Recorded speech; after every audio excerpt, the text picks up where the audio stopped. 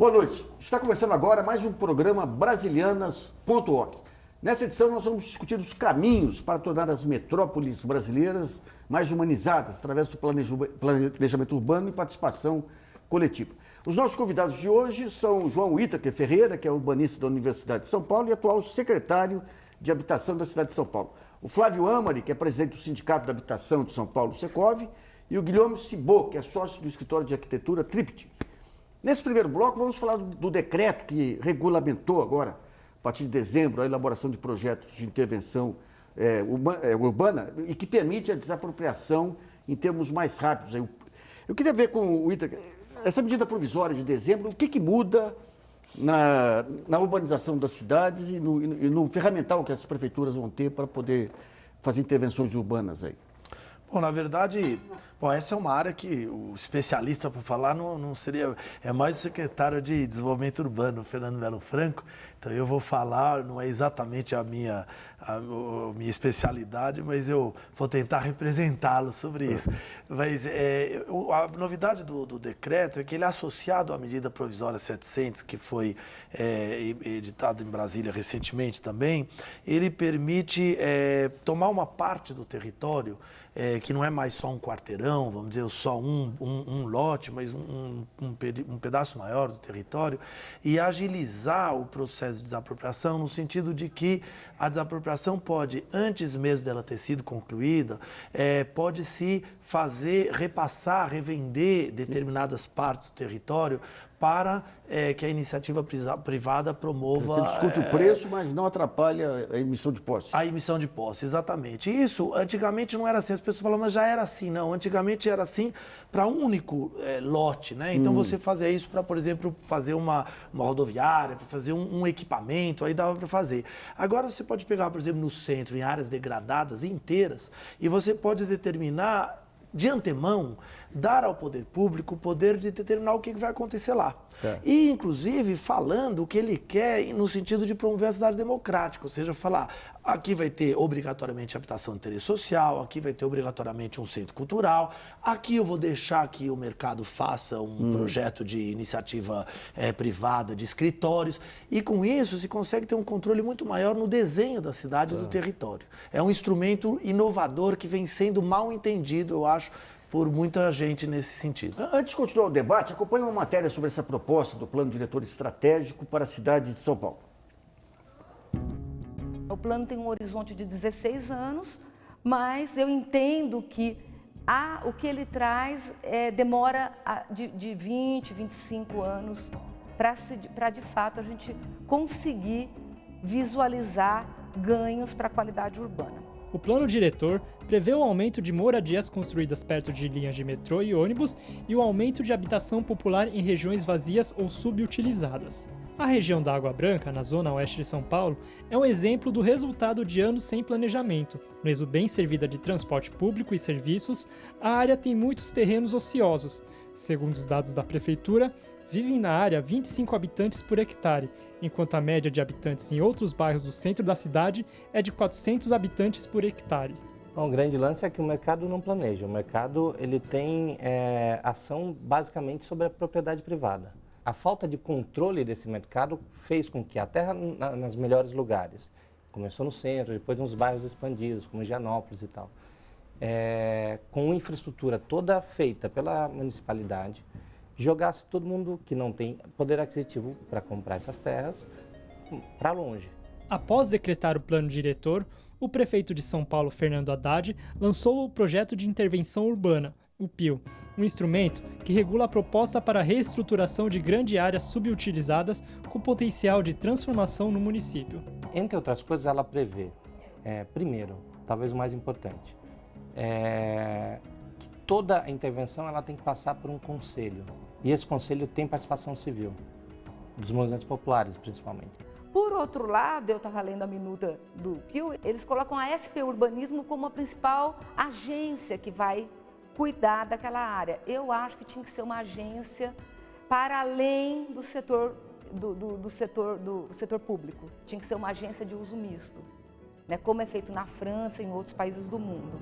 Cidades que são modelos no mundo, como Paris, possuem planos diretores que, de tempos em tempos, são revisados para se adequar à nova realidade social e econômica. Isso mostra que o planejamento inteligente é um quesito importante para o desenvolvimento local e na resolução de conflitos que surgem pela precariedade dos serviços básicos. Eu vejo muitas vezes o mercado imobiliário se sobrepondo aos interesses do público e muitas vezes a própria sociedade civil no embate com o poder público, num movimento de também, que é muito importante, de tentar, por exemplo, a questão do movimento sem teto, tentar trazer para si os benefícios da reestruturação urbana. E eu acho que gerir a cidade é isso mesmo, é gerir conflitos.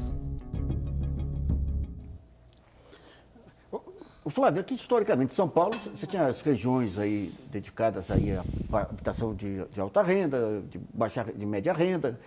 Como é que você, em termos de negócio, o mercado imobiliário, como é que você vê essa questão da mesclagem da habitação de interesse social, comércio e habitação imobiliária mesmo, mercado imobiliário de forma planejada? O mercado imobiliário, ele busca atender a necessidade da população, antecipando tendências, buscando, e não só habitação popular ou de alta renda, ou localização 1, 2 ou 3. O papel do mercado imobiliário é atender essa população. Esse tipo de projeto, esse tipo de ferramenta que está sendo buscada hoje aqui, ela é muito positiva, porque busca de forma, em conjunto, trazer as possibilidades do poder público, em conjunto com a iniciativa privada e desenvolver a cidade. Como na matéria colocou, Nassif, os projetos, os processos dentro de construção de uma cidade não são rápidos, não acontece de um dia para o outro. Mas a gente precisa ter as ferramentas adequadas, apropriadas, desburocratizadas, mas de forma a restringir, mas de forma positiva a restrição, ou seja, dando norte da onde que a cidade deve crescer, como deve crescer, para atender a sua população. Essa ferramenta de intervenção urbanística ela é muito positiva, porque ela faz tudo isso. Ela traz a iniciativa privada em conjunto com o poder público, dizendo aonde deve ser e como deve ser feito. E misturando tudo isso. A população de trabalha, onde estuda, aonde mora. Esse é o importante para o papel do desenvolvedor imobiliário também, pensando numa cidade melhor no futuro. Em termos de continuidade, os instrumentos que foram adotados aí para esse plano dão segurança em relação à continuidade desse projeto? Eu acredito que sim. E como diz na matéria que a Paris também faz a revisão, São Paulo, o Estatuto da Cidade de 2001, diz que os planos diretores das cidades com mais de 20 mil habitantes são revisados a cada 10 anos, às vezes um pouquinho menos, dependendo da cidade, mas nós também temos as nossas revisões. Nós também estamos buscando aprender um pouquinho com cidades europeias, ou americanas, ou asiáticas, e não se trata de copiar um modelo A, B ou C. Nós temos que ter um modelo brasileiro, um modelo que caiba com a nossa realidade, mas principalmente atendendo a população no que ela precisa, que é a casa própria, e não jogando a população ou expulsando a população, entre aspas, para as periferias. Nós temos que construir esse processo e esse projeto de construção de uma cidade melhor, e o mercado imobiliário pensa muito parecido também com os urbanistas, porque a gente também quer, lá na frente, ter uma cidade melhor enquanto cidadãos que somos. Como é que você vê esse plano de São Paulo comparativamente ao que ocorre em Paris? Nós aprendemos as melhores lições ou ainda tem que ajustar? Eu acho que ele traz coisas extremamente importantes, porque a gente sabe que o mercado, naturalmente, ele não consegue regular a cidade como a gente gostaria de ver ela, em termos de mixidade, em termos também de sustentabilidade. Então, é muito importante ter um papel político, assim, público, muito forte. Eu acho que esse plano diretor ele traz isso e, de alguma forma, mesmo se eu concordo que tem que ter adequações locais, as problemáticas urbanas são mundiais. E eu acho que os conceitos que estão aqui aplicados, eles são os mesmos em Paris, ou não os mesmos, mas eles poderiam ser... Os princípios aí, né? Poderia se adequar dessa forma. Então, eu vejo isso de um olho muito positivo. Obviamente, por trabalhar em dois países diferentes, eu vejo que ainda faltaria uma camada assim, de controle à urbanização, que talvez a gente poderia falar mais a respeito, mas que teria ou garantiria uma forma urbana mais completa, mais balanceada e que iria um pouco além vamos dizer, da aplicação de regras sobre um terreno isolado. O Iter, como é que a quantidade, quando a gente fala em Paris, é uma metrópole que já tem as áreas muito ocupadas já, né? Em São Paulo, como é que é essa oferta desses terrenos ou dessas áreas propícias aí para esse novo plano? Olha, na verdade, um dos grandes problemas dessa gestão e para aplicar o plano diretor é que, de fato, São Paulo tem uma escassez, né, cada vez maior de terrenos disponíveis. Ainda assim, a Prefeitura conseguiu, nos últimos 3 anos, desapropriar cerca de 500 milhões de reais para desapropriação para terrenos para destinar para a produção habitacional mesmo, daí, dentro do quadro do Minha Casa Minha Vida, do Minha Casa Minha Vida, entidades, etc. Agora, o que o plano está propondo também é um adensamento que contrabalanceia um pouco essa atual vamos dizer, desequilíbrio que nós temos, pendularidade da cidade, tudo concentrando na região sudoeste. Então, isso significa um readensamento criando solo criado, quer dizer, ao longo dos eixos de estruturação urbana de transporte e vinculados com o transporte dos corredores de ônibus, a ideia é permitir um adensamento maior, uma verticalização maior, para você ter mais gente morando ao longo do transporte público e reequilibrando um pouco esse desbalanceamento que nós temos hoje na cidade. Aquela tentativa, quando foi construído o estádio do Corinthians, de adensar aquela região, quais os resultados que se conseguiu até agora? Até agora, na verdade, é muito cedo, porque o estádio é muito recente. Aquela região... Mas já tinha alguns projetos já acertados lá, não tinha, não? Olha, isso eu não sei dizer para você, porque isso é muito da pasta de desenvolvimento urbano. Eu acho que tinha projetos de desenvolvimento de eixos comerciais, porque aquela região é uma região marcada por uma produção maciça de habitação social na década de 60 e 70, toda aquela região. Então, o que ela precisa, mais do que tudo, é diversidade de usos, é trazer comércio, é trazer a possibilidade de escritórios, etc. Como ali tem eixos de estruturação urbana no plano diretor do corredor, a ideia é que ali se incentive justamente essa variedade, vamos dizer, para quebrar um pouco a ideia de ser uma cidade dormitória, que é o que hoje é a parte da Zona Leste. Aproveitando a sua intervenção, uma pergunta de Dalva Assis Oliveira de Recife. Além de São Paulo, que outras cidades de grande porte do país têm os seus planos diretores? E qual que é o avanço desses instrumentos em outras cidades? Na verdade, desde a Constituição de 88, se determinou que todas as cidades de mais de 20 mil habitantes, ou aquelas que quisessem aplicar os instrumentos do Estatuto da Cidade, tivessem que ter os seus planos diretores. Então, hoje em dia, todas as grandes metrópoles brasileiras, sem exceção que eu saiba, fizeram um plano diretor. A grande questão é o quanto o plano diretor ele transforma ou não. Porque o plano diretor é um pacto político. Aqui em São Paulo, nós conseguimos agora, nesta última versão, avançar muito nessa ideia do plano diretor ser um pacto negociado. Porque existem muitos planos diretores que ficam na gaveta. Porque, na verdade, mesmo em São Paulo de 2004, 2002, 2004, ele ficou na gaveta, porque ele não foi aplicado na sequência. Então, ter plano diretor é um avanço. Agora, que ele seja aplicado ou não, depende muito da equação de forças políticas, que vai fazer com que a vontade que aquele plano diretor expresse seja, de fato, vamos dizer, transformada em realidade. Isso são outros 500. Flávio, em relação aos empreendimentos imobiliários, você tem aqui em São Paulo os empreendimentos exclusivos, em que a vizinhança é um fator de valorização do terreno, os condomínios fechados. Essa questão dessa miscigenação aí, qual é o apelo? Porque a gente tem, Cerqueira César, em muitas regiões aí, você tem aquela vitalidade de comércio, apartamento mais simples, apartamento mais... Qual é o chamamento que se tem para esse tipo de projeto, que você tem habitação popular, a parte imobiliária, a parte de comércio?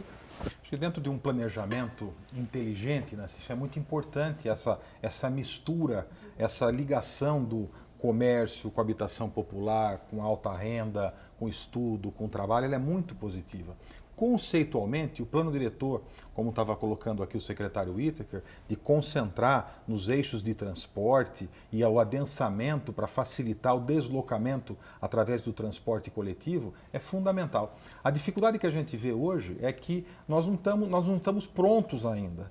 Então a gente precisaria até, em algum momento, de uma transição para esse processo, porque lá na frente todos queremos, como eu disse, uma cidade melhor, em que a gente não precise sair com os carros e a gente possa usar o transporte coletivo. Mas hoje a gente ainda tem uma pitada da sensação de falta de segurança ou a falta de segurança e essa dificuldade que existe ainda de locomoção nas grandes cidades. Então, a dificuldade ou a restrição, ela pode, nesse momento de dificuldade econômica, trazer a expulsão de algumas pessoas que não vão conseguir viabilizar empreendimentos na cidade, até a viabilizar nas bordas da cidade. E é exatamente o contrário do que se quer e é o contrário do que se imagina, porque nós vamos trazer mais problema de mobilidade. Então, o que eu acho que seria importante nesse momento de dificuldade econômica era a gente buscar algum processo de transição para a gente chegar nesse fim que todos concordamos que é uma cidade melhor, em que todos vivam próximos uns dos outros e próximos também dessa estrutura de lazer, de diversão, de trabalho e de estudo.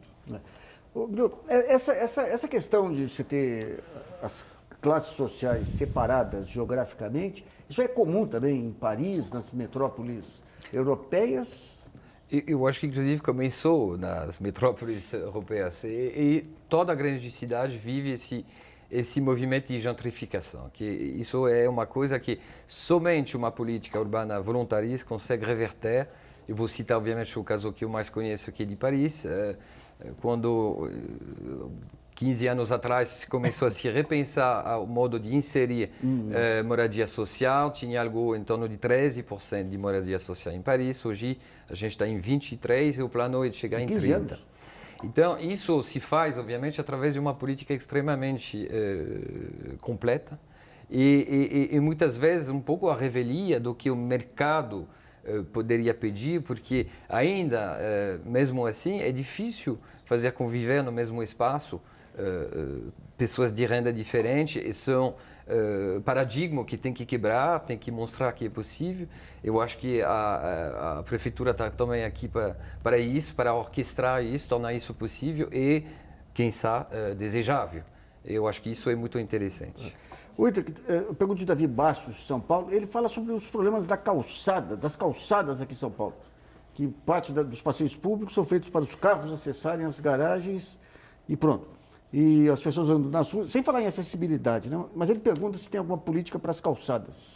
Esse é um grande problema, porque, na verdade, pela lei, a calçada é a responsabilidade do proprietário. Então, cada proprietário de imóvel tem que cuidar da sua calçada. Com o tempo, isso se mostrou, de certa forma, uma solução muito ruim, porque a calçada acaba sendo uma coxa de retalhos de cada frente, de cada... E muitas vezes com degraus, por isso mesmo que fica muito difícil a questão da acessibilidade, alguém, um cadeirante, etc. Então, por outro lado, a prefeitura, o correto, o utópico, seria a prefeitura assumir, fazer todas as calçadas da cidade. Mas, evidentemente, se você coloca isso no papel, você vai ter que destinar um montante que, hoje em dia, existem prioridades mais, vamos dizer, emergentes. Então, o que está se fazendo hoje em São Paulo é que está se priorizando as calçadas, vamos dizer, por exemplo, se você pegar a Paulista, começou na Paulista, mas a Teodoro Sampaio, por exemplo, hoje inteira foi refeita, você tem vários eixos de comércio, de muito pedestre, em que a calçada está sendo refeita pela prefeitura.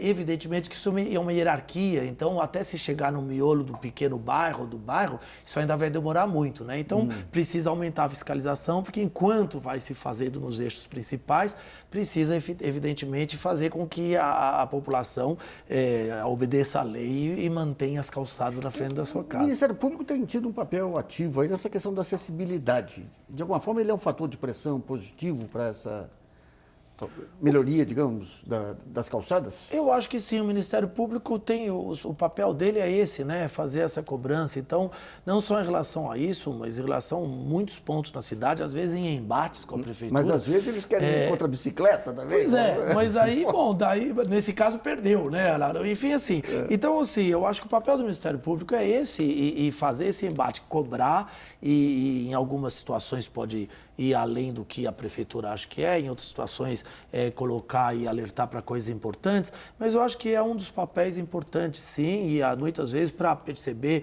para ouvir o cidadão, ajudar a prefeitura a ouvir o cidadão. Então, acho que isso é uma simbiose que tem que se chegar. Vamos pegar. Quando a gente fala calçada, é o Ministério Público Federal. Quando fala nas bicicletas, é o estadual. Aquela pressão que uma procuradora fez contra a tentativa de humanizar Paulista e tudo, não vou pedir para você discutir aspectos legais aí, mas de que maneira que vocês trabalham no Ministério Público em cima para convencê-lo de que são políticas modernizantes em qualquer metrópole? Olha, na verdade isso é uma conversa, uma discussão. Eu quando assumi, esse caso aí não é especificamente da minha área é mais de habitação, mas eu quando assumi, uma das primeiras coisas que eu fiz foi conversar com o Ministério Público. Sentei, fiquei acho que 2h30 com todos os promotores relativos à área de habitação e que dizem respeito ao que eu faço, porque eu acho que é criando diálogo, é tentando vamos dizer, se colocar de antemão à disposição, tentando adiantar os problemas possíveis, porque o Ministério Público tem uma função muito importante, que é de ouvir a sociedade e muitas vezes nos cobrar por coisas que são importantes. Então eu acho que isso é a construção de um diálogo, porque também o Ministério Público não consegue saber de tudo. Então a gente se disponibilizar para informar, dar os dados necessários, normalmente o diálogo que se cria é muito bom, e aí o Ministério Público vai reorientando um pouco as suas ações em função também daquilo que a gente explica ser a política pública, né? Agora, às vezes eles podem achar que é adequado, às vezes não, também é parte do papel deles. Vamos para o primeiro intervalo e brasilianas.org volta já.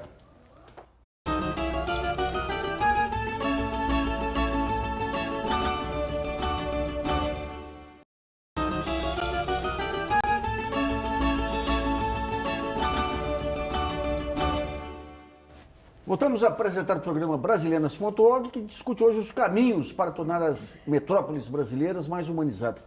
Nesse segundo bloco, vamos falar um pouquinho das experiências internacionais que poderiam ser replicadas em grandes cidades do Brasil. Daí eu volto para o Zigno.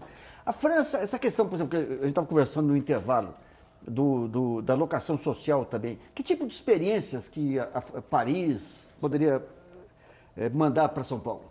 Eu acho que, bom, obviamente Paris é uma cidade assentada em vários anos de consolidação, então parece sempre um pouco, vamos dizer, desequilibrado comparar as duas. Mas, enfim, as áreas de maior expressão contemporânea e urbanística em Paris são áreas, finalmente, de frichas industriais que São Paulo tem. Então, tem nessas áreas uma experiência que foi muito interessante porque ela recriou, me parece, um diálogo entre o privado e o público um pouco diferente, que eu acho que seria uma necessidade no caso do Brasil, que seria trazer os dois numa mesa de conversa para conseguir fazer uma cidade mais justa, melhor, mas também uma cidade competitiva, uma cidade que conversa com o mercado e não a revelia do mercado. Eu acho que as experiências, por exemplo, da ZAC Rive Gauche, que literalmente é a zona de planejamento concertado, que é uma zona muito grande, de 130 hectares, assim. Foi, ao longo de 30 anos, um laboratório muito interessante dessa nova maneira de fazer a cidade. Mas ela supõe também um controle sobre a estrutura fundária e um certo investimento público, no princípio, que depois é reembolsada pela venda dos terrenos, tanto para os privados como os públicos. Aqui nós tivemos, aqui nos anos, talvez 60, 70, o Rômulo de Almeida, em Salvador, que ele pegava aquela região debaixo de Salvador e montou um projeto através uma empresa de consultoria dele, que a prefeitura desapropriava, colocava todos os equipamentos lá, fazia um conjunto habitacional e depois vendia os terrenos valorizados e a municipalidade se apropriava dessa valorização. Tem algo... Aqui, como é que vocês pretendem trabalhar essa questão dessas zonas que vão ser urbanizadas, Wita? Olha, na verdade o Guilherme falou uma coisa importante. Ele falou que lá a ZAC Rive Gauche tem 30 anos de formulação. Aqui no Brasil nós temos um problema que a cada 4 anos se recomeça do zero. E lá também em Salvador o problema é que sempre não tem continuidade. Uma política urbana precisa ter no mínimo 4 gestões, para você ter realmente uma continuidade. Mas enfim, a partir disso, a outra questão é que nós não temos tradição de regulação do mercado. A intervenção do mercado sobre a terra e sobre a dinâmica imobiliária no Brasil, ela é absolutamente limitada.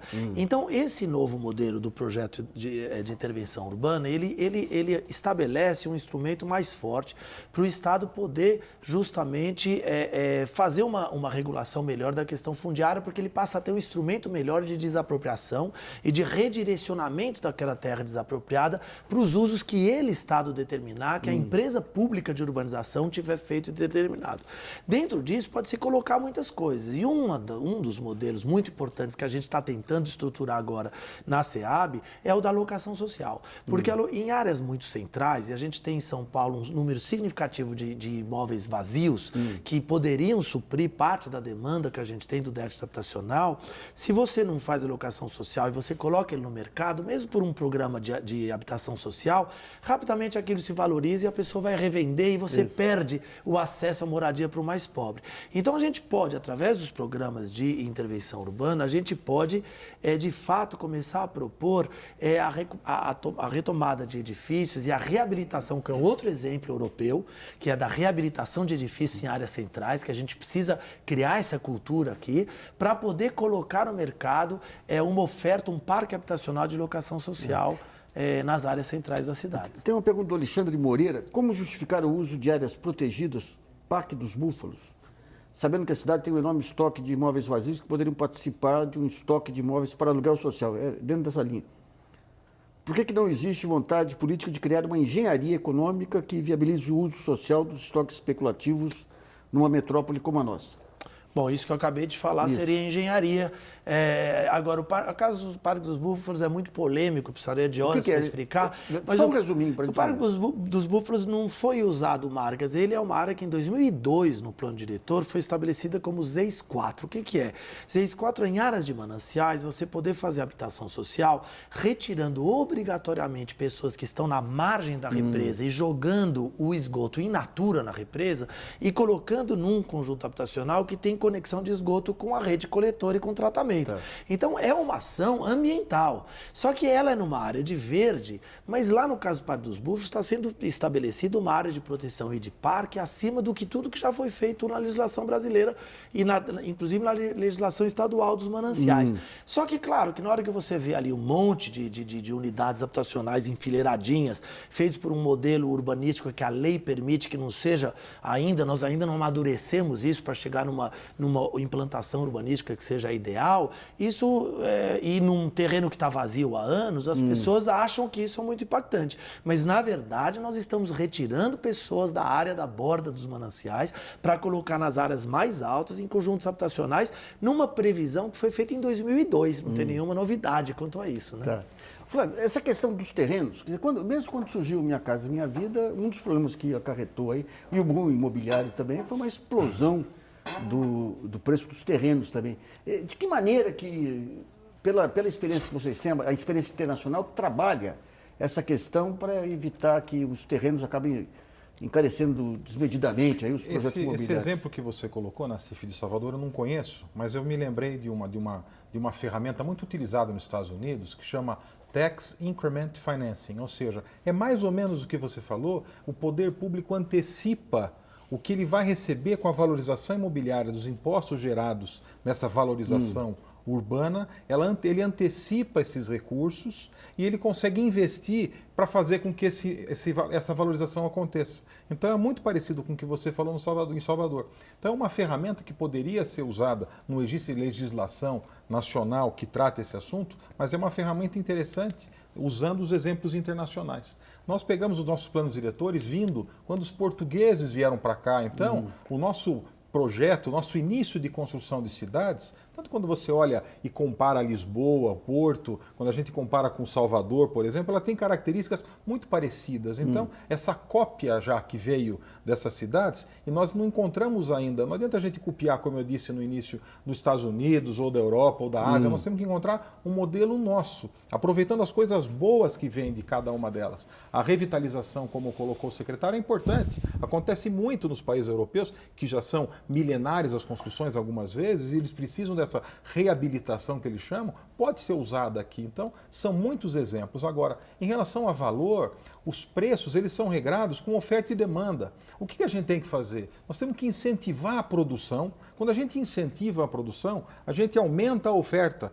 A forma de segurar os preços e possibilitar o acesso à moradia é aumentar a oferta. Quando a gente aumenta a oferta de imóvel, os preços eles tendem a ficar estáveis e até em alguns momentos até eles diminuírem, dando mais acessibilidade para as pessoas adquirirem o imóvel. Não adianta a gente resolver o preço numa caneta. A gente não consegue fazer isso. Mas em toda fase de boom imobiliário, os terrenos acabam sendo um óbice para o... É verdade. Os terrenos eles acabam sendo. Agora, quando a gente restringe o uso dos terrenos, a gente faz com que tenha mais dificuldade de produção. Tá. Quando a gente tem mais dificuldade de produção, os preços finais aumentam. E daí ele acaba sendo inviável para a população ter acesso a esses imóveis que eles poderiam ter se não houvesse tanta restrição. Quer dizer, uma maneira, então, seria, do ponto de vista tributário, tributar mais o terreno ocioso do que... Que já existe, nós defendemos isso com o IPTU progressivo e que é muito positivo, porque evita aquele especulador que tem o terreno, guarda e não oferece para a produção imobiliária. O mercado imobiliário que nós representamos as empresas que produzem unidades habitacionais ou comerciais, enfim,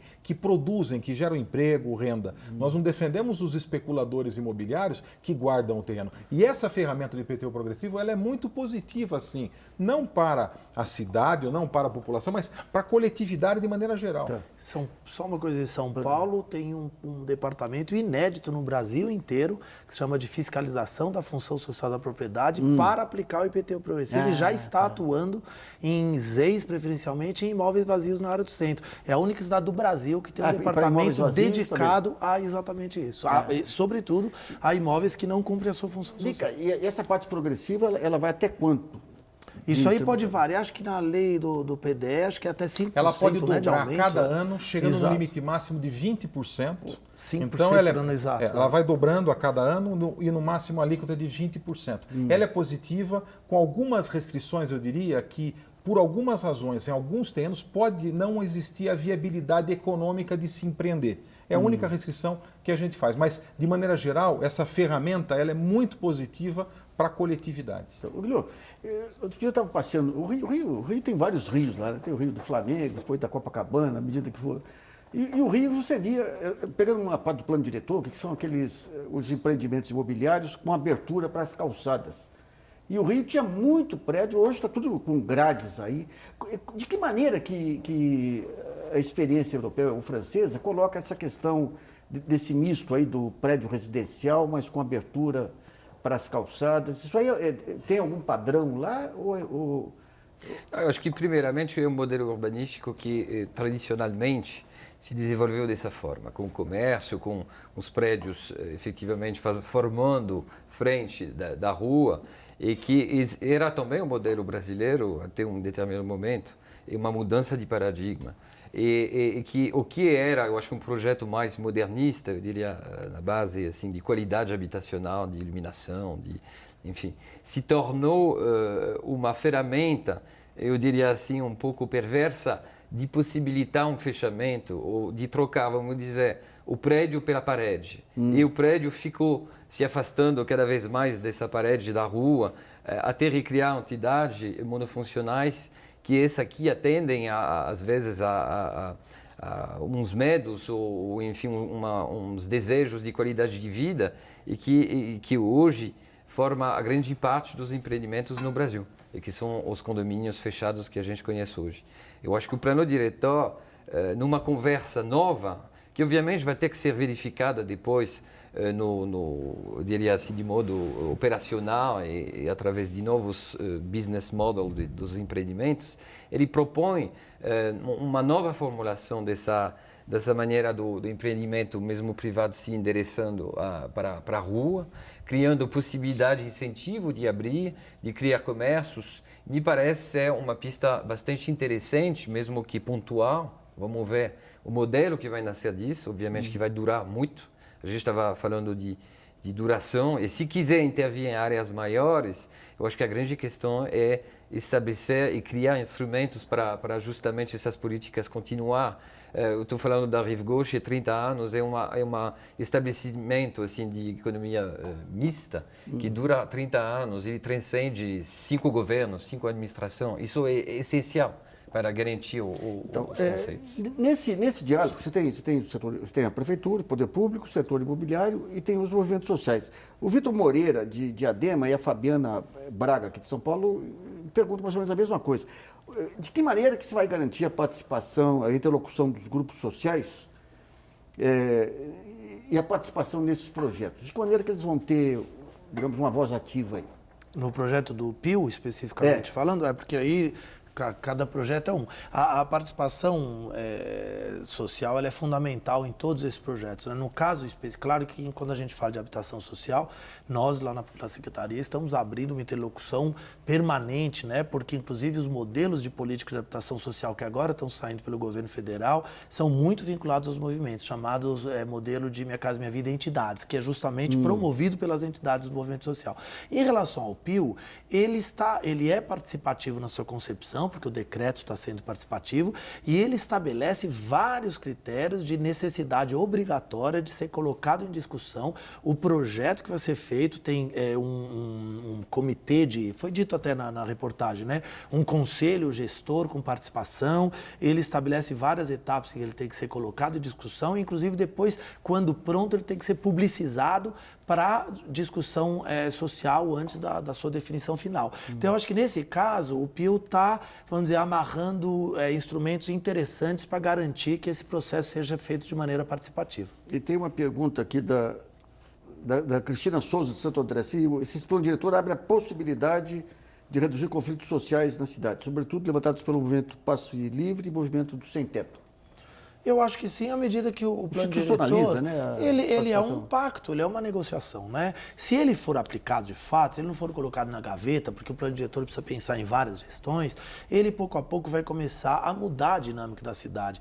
O plano diretor atual em relação ao passe livre, ele estabelece uma outra lógica da mobilidade urbana. Isso está gerando conflitos na cidade. Tem setores que não aceitam isso. Quer dizer, está se priorizando de vez o transporte público, está se priorizando o transporte alternativo não poluente, como a bicicleta, etc. Isso gera conflitos. À medida que a gente ganhar essa etapa, que isso for se consolidando, depois, junto com isso, a prefeitura estabeleceu o passe livre para estudantes, né? Então, hoje em dia, a gente começa a avançar num caminho que, se ele for, de fato, se tornando realidade, ele vai, vamos dizer, amenizando esses conflitos e construindo uma alternativa urbana melhor. Então, o papel do plano diretor é esse. Agora, se o plano diretor vai conseguir ou não, é uma bola de cristal, porque depende de uma equação política que envolva não só um governo, que envolva toda a sociedade querendo que aquilo seja transformador. Ô Flávio, quando a gente vê essa questão da mobilidade urbana, você tem o fim da ditadura do automóvel. O automóvel vai continuar, mas sem aquela preponderância que teve em outros momentos. De que maneira que o setor imobiliário, na construção, ele trabalha essa questão do fortalecimento da bicicleta, do transporte coletivo? De alguma maneira isso impacta os projetos que vão ser oferecidos? Vocês já estão pensando de como que vai ser esse setor imobiliário do futuro aí, não? Sim, claro. Na verdade, os planos diretores antigos obrigavam a garagem. Agora o plano de São Paulo limita a garagem. Eu não acredito que o problema está na garagem. O problema, na verdade, a quantidade de garagem que deve ter depende da demanda de cada um. E a gente não pode proibir a pessoa de ter o carro. Tá. A gente tem que buscar um formato que incentive essas pessoas a usarem o transporte coletivo. E se a pessoa tem um carro na garagem por ela ter, por algum objetivo ou necessidade especial, não é o problema. O problema é o carro estar na rua. O problema é o carro ser usado e o prefeito de Bogotá, que chama Henrique Penhalosa, ele fala o seguinte: você não tem que controlar a garagem na origem, ou seja, na casa das pessoas. Você tem que controlar a garagem no destino das pessoas. Porque se você não incentiva porque não tem lugar onde estacionar, aonde ela está indo, ela vai buscar e vai pensar duas vezes antes de sair. E é uma tendência ainda a ser aprimorada nas cidades brasileiras o uso da bicicleta. Claro que usar a bicicleta numa cidade litorânea plana e com ciclovias planejadas é muito mais simples do que numa cidades de serra do nosso país, que tem vários exemplos, que tem dificuldade. Então, nós temos que adaptar cada região, cada cidade, cada tamanho de população para a melhor ferramenta, para o melhor modal de transporte. Que o que serve para São Paulo pode não servir talvez para Fortaleza ou vice-versa. Então, é importante a gente adequar. Eu me lembro uma vez, em plena... Usei aleatória Fortaleza. Não, mas Latif. não é bem Fortaleza. Ok. No tempo do regime militar, lá em Belém do Pará, tinha um coronel, acho que era Cid Nunes, que... E o maior sucesso do Brasil na época era o plano do diretor de Curitiba, do Jaime Lerner. Jaime Lerner. Então ele pegou aquele plano e colocou em Belém do Pará. Daí o pessoal olhava, vai ficar, aqui tem um monte lá em Curitiba, nós não temos aqui. Então, o importante é a gente adequar, na verdade, a legislação que existe em cada uma com a realidade de cada cidade. Por isso que eu disse, nós não podemos copiar o que vem de algumas regiões do mundo, mas nós temos que aprender o que deu certo e o que deu errado para que a gente possa construir uma cidade melhor para nós, cidadãos. Ou seja, tem que ter os princípios e depois Você sabe que a bicicleta elétrica é uma revolução, né? Paris dá um desconto de 10% para quem comprar a bicicleta elétrica, eles pagam. Eu uso bicicleta elétrica 3 vezes por semana no mínimo, eu vou para a Secretaria de Bicicleta. A bicicleta elétrica, você pedala e ela vai ajudando na subida. E eu chego mais rápido de Pinheiros, eu moro pertinho do metrô de Pinheiros. Eu chego mais rápido saindo de Pinheiros, indo para o centro, entre 3 modais, metrô, carro e bicicleta elétrica, eu chego mais rápido de bicicleta elétrica. Olha só. E a bicicleta elétrica tem uma velocidade mais lenta do que a bicicleta normal. Ela não só corre muito. ajuda Foi os chineses que inventaram, né? Ela tem um motorzinho inteligente que na hora que você sente, que ela sente que você está pedalando numa subida, ela dá uma ajudada e você é como se você estivesse no plano. Você faz exercício, se você for mais velho que nem eu, se tiver problema de junta, não sei o que mais, você pode usar assim mesmo e você atravessa, por exemplo, eu subo a Consolação inteira, ou toda a Rebouças, né? Se você tiver uma bicicleta normal, eu teria um ataque cardíaco. Com a elétrica eu vou tranquilo e chego. E chego mais rápido que de metrô. Eu cheguei em São Paulo em 2002 e eu juro que eu teria assinado um papel dizendo que essa cidade, São Paulo, nunca terá bicicleta. Eu confesso que eu errei feio, porque é de fato incrível de ver a multiplicação de ciclistas nessa cidade. Eu vejo no meu próprio escritório, deve ter agora 40% do escritório que vem de bicicleta. E não é acaso, porque se você olhar, tem 30% das locomoções em São Paulo que são de menos de 3 quilômetros. Pois é. Então, é um terço. É muita coisa. Enfim, olha, alguns anos atrás, vejo o máximo que as pessoas aceitavam era lambreta. Mas vamos para o segundo intervalo e o Brasilianas volta já.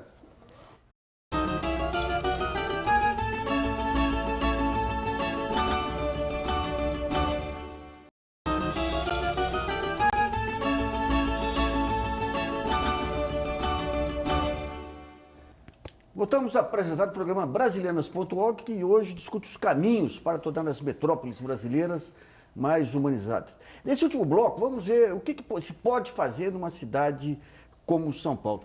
Quando a gente vê alguns projetos, em Paris, que o Guilherme me mostrou no seminário lá, será que não falta também ousadia aqui no setor público e privado brasileiro para tentar projetos... Por exemplo, em Paris tinha um projeto que você mostrou que era autossuficiente lá. O próprio esgoto era tratado, gerava energia. Essas inovações, o que impede o setor público de, nessas novas áreas, aí desenhar uma São Paulo futurista com o pé no chão? Eu acho que o que impede um pouco no Brasil sempre é a questão financeira, né? A gente, às vezes, tem muitas ideias, mas pega de onde o dinheiro? Mas eu acho que nesse quesito São Paulo está muito bem, né? Quer dizer, nós temos aí inovações importantes, seja na área de transporte, seja na área de iluminação. São Paulo fez um acordo para iluminação, foi sensacional. Ele está trocando tudo para LED, que está uma iluminação incrível, e vai sair de graça para o município, porque o custo de redução de economia é tão grande. Então, assim, tem inovações, tem usinas de reciclagem. Eu estou falando do ponto de vista da cara de São Paulo. Então, mas é que essas pequenas mudanças de gestão aqui e ali, por exemplo, o LED parece que não é, mas vamos num bairro um pouco mais afastado e ver a diferença que dá de iluminação para a mulher poder sair na rua com mais segurança, voltar à noite, pegar dor.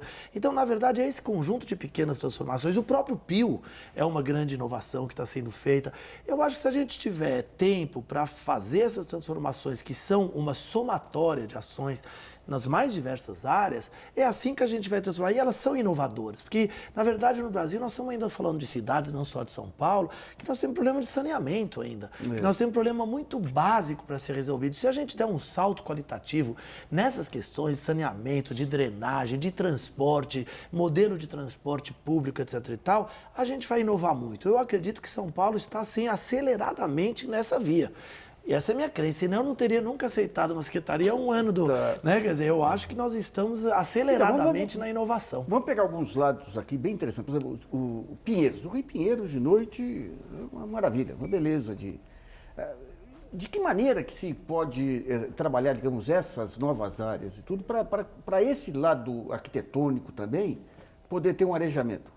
Eu acredito que a gente pode pensar até um pouco mais amplo até, sabe, Nassif? A gente tem que pensar não só na cidade, mas as cidades elas foram crescendo, região metropolitana, macrometrópole, acho que a gente pode pensar até nas macrometrópoles, e São Paulo é uma delas. Se a gente olhar o raio de 100 quilômetros do entorno de São Paulo, são 30 milhões de pessoas que vivem. Se a gente conseguir ter essa ligação de mobilidade com transporte viável, rápido, para essas pessoas, a gente tem que buscar a vocação de cada uma dessas cidades, misturando um pouco portos, aeroportos, indústrias e cada área com a sua vocação.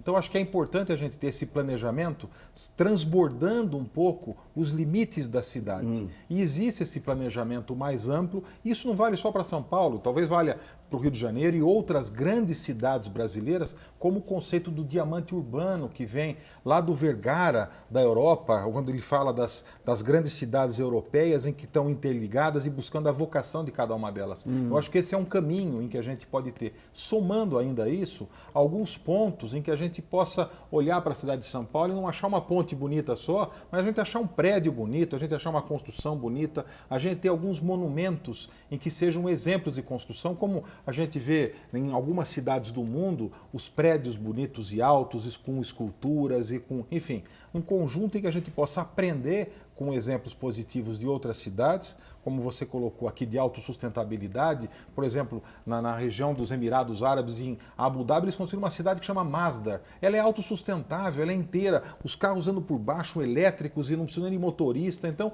existe já bons exemplos de condução de novas cidades, como o Pio, que o secretário falou, e a gente olha a região de Songdo, na Coreia do Sul, que foi desenvolvido toda uma cidade, uma região inteira, em cima dessa linha, porque é um investimento público-privado, com visão de longo prazo, e não se resolve nada em 2 ou 3 ou 4 anos. Tem que ter um planejamento de longo prazo. Nós precisamos aprender um pouquinho mais com os orientais, quando eles olham no planejamento. A gente não consegue, por problema até legal, planejar além de um mandato. A gente tem que ter um planejamento de 20, 30 anos, porque no urbanismo as coisas acontecem de maneira mais lenta.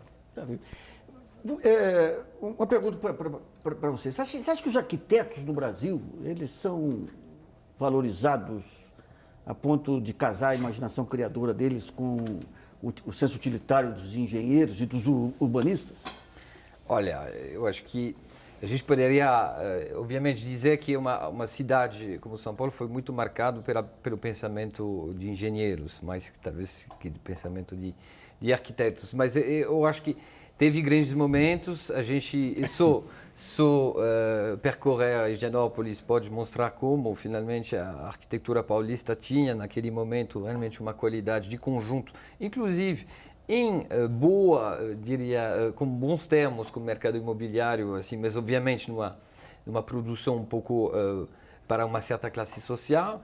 E eu acho que depois teve uns momentos um pouco complicados. Eu vejo hoje, e ultimamente, 5, 10 anos para cá, um renascimento, talvez, por parte de alguns, em promover uma arquitetura talvez mais... talvez não sofisticada, mas pelo menos concebida para cada situação e não uma arquitetura racionalista de repetição, que eu acho que isso vai mudar um pouco a cidade, sim. Tá, Felipe. Eu uma pergunta para o Ita, da Letícia Nogueira, do Rio de Janeiro. Aí. Se existem semelhanças nos desafios aí sociais das metrópoles brasileiras. Digamos, a partir dessa experiência que você está vivendo aqui em São Paulo, dá para tirar um conjunto de sugestões, recomendações para outras cidades, outras metrópoles, outras cidades médias? Olha, eu acho que São Paulo é uma vitrine para o Brasil. O plano diretor, que é provavelmente o mais avançado e democrático que já foi feito em São Paulo, ele já está servindo de modelo para várias cidades brasileiras. As ações estão sendo tomadas aqui, em geral, mais pontuais, em cima do plano diretor, mas como essas, por exemplo, do modal da bicicleta, por exemplo, só para ficar nisso, apropriação da cidade. Isso está fora de São Paulo, está sendo mais do que repetido. Pessoal, quando eu estava ainda ainda só na universidade, eu dar muita palestra, o pessoal, todo mundo observando São Paulo. Do ponto de vista do combate à situação de pobreza, nós estamos agora começando a estruturar o Plano Municipal de Habitação, mas já existe uma escola, na verdade, no Brasil, que vem desde 88 e que começou muito em São Paulo com a Luiza Erundina, de políticas habitacionais que passam pelo mutirão, que decorreram, levaram ao Estatuto da Cidade, que tem o IPTU progressivo, que tem as EIs, que tem uma série de instrumentos que hoje são um ferramental interessante para a gente começar a mudar a situação de desigualdade extrema que a nossa cidade existe. Então, eu acho que o instrumental está aí, ele já é um modelo. A maneira com que a gente consegue aplicar não é tão simples por duas razões. Pelos impedimentos todos jurídicos administrativos que a nossa história criou, porque é uma história de patrimonialismo e de favorecimento a um Estado que se dirija mais para as elites e não para os mais pobres. E o segundo é que, às vezes, a nossa sociedade ainda não está toda ela querendo que essa transformação ocorra. Mas eu acho que nós temos, eu espero que o que a gente faça aqui em São Paulo vá se tornar cada vez mais sem modelo para o resto do Brasil. Flávio, você tem uma cidade média, Sorocaba, que tem algumas preocupações assim, de se planejar. O que se teria de sugestões para cidades médias agora, que vão ser as futuras metrópoles? Quais os caminhos que teriam, básicos que tem que percorrer para não repetir, digamos... Eu acredito que as cidades menores, elas têm um pouco mais de vantagem, porque elas não enfrentaram o período de desenvolvimento, principalmente de crescimento habitacional, em cima de indústria como também, aconteceu com a cidade de São Paulo, por exemplo. Se a gente comparar, por exemplo, a velocidade de crescimento de São Paulo e o volume que ela se tornou hoje, sem ter tido esse planejamento para trás, dá uma vantagem muito grande para as cidades menores do Brasil, que vão espelhar, e tem um lado negativo também, é importante frisar, que nem tudo que São Paulo faz, ela deve ser replicado nas outras cidades, então também tem um efeito negativo, na minha opinião, de se copiar, ou seja, tem que encontrar cada cidade com a sua vocação, com a sua cultura, com a sua característica. Porque São Paulo e outras cidades se formaram em torno de indústrias, aí o que tornou mais difícil esse... Sorocaba e as cidades, a base que é a indústria ou serviço, as universidades, Acho que cada região é uma região. A cidade de Sorocaba foi muito forte, até no século passado, na indústria têxtil. Isso. Na siderurgia, com o início ali da siderurgia na cidade. Agora está tendo muito da indústria automobilística se espalhando pelas cidades médias do estado de São Paulo. As faculdades, as universidades, tanto públicas quanto privadas, também têm se espalhado pelas outras cidades e, na verdade, essas cidades elas vão se tornando menos industriais e mais de serviços, talvez até complementando e buscando a vocação que cada uma tem nessa macrometrópole e que também vale isso para outras cidades e regiões do Brasil. Posso só dar um pitaco nisso? Um exemplo. Do mau exemplo que às vezes é repetido. Nessas cidades menores, inclusive Sorocaba, se faz urbanização de via expressa de fundo de vale para automóvel. Marginal, via expressa, anel externo, etc. e tal. Pouquíssimas cidades de porte médio no estado de São Paulo, no Brasil, estão investindo pesadamente na mudança de modal para um transporte público. Quando lá, a escala da cidade ainda permite isso, iria revolucionar a cidade. Mas ainda o modelo do automóvel no interior ainda é bom. Claro, automóveis são 15 mil automóveis vendidos por dia no Brasil, né? Quer dizer, então, ou produzidos, né? Então é uma loucura, quer dizer, a importância dessa indústria. E nós ainda não temos nessas pequenas cidades a ideia de que precisa mudar o modal de urbanização. Não pode repetir a urbanização feita na cidade de São Paulo, do Rio de Janeiro, ao longo do século passado todo. E tem fóruns aí de discussão de cidades médias? Tem, na verdade, eu acredito que exista. Até dentro da própria nossa entidade do Secov, a gente debate isso. Nós temos 9 regionais espalhadas pelo estado de São Paulo, em que a gente debate isso. A gente troca informações e cada um desses representantes da entidade participa também de fóruns dentro das suas prefeituras. Nós participamos também da Comissão da Indústria Imobiliária, que congrega entidades de todo o Brasil, com representantes de entidades de todo o Brasil, discutindo também dentro das suas regiões. E eu concordo com o que você colocou, Ita, eu acho que o futuro está em investimento no transporte coletivo. Nós não precisamos mais, nós não vamos conseguir vencer a solução de mobilidade aumentando vias pavimentadas. Mas não é proibindo as garagens que a gente vai solucionar. Sim. A gente busca essa solução investindo em transporte coletivo e principalmente num período de transição até a gente chegar como a bela Paris ou outras cidades bonitas do mundo, grandes metrópoles do mundo, em que tem um sistema de transporte coletivo seguro que faz com que incentive a todos nós a não sair de carro de garagem para andar 2 ou 3 quilômetros. O programa Brasilianas.org sobre os caminhos para tornar as metrópoles brasileiras mais humanizadas termina por aqui. Eu agradeço a participação do João Ítalo Ferreira, que é urbanista da Universidade de São Paulo e atual secretário de Habitação da cidade de São Paulo, o Flávio Amari, que é presidente do Sindicato de Habitação de São Paulo, o Secov, e do Guilherme Cibô, que é sócio do escritório de arquitetura Triptych. E também agradeço a você que nos acompanhou em casa em mais essa edição. E lembre, você pode continuar enviando sugestões, textos e vídeos para o portal brasilianas.org. Esse espaço aqui também é seu. Voltamos na próxima segunda-feira. Até lá.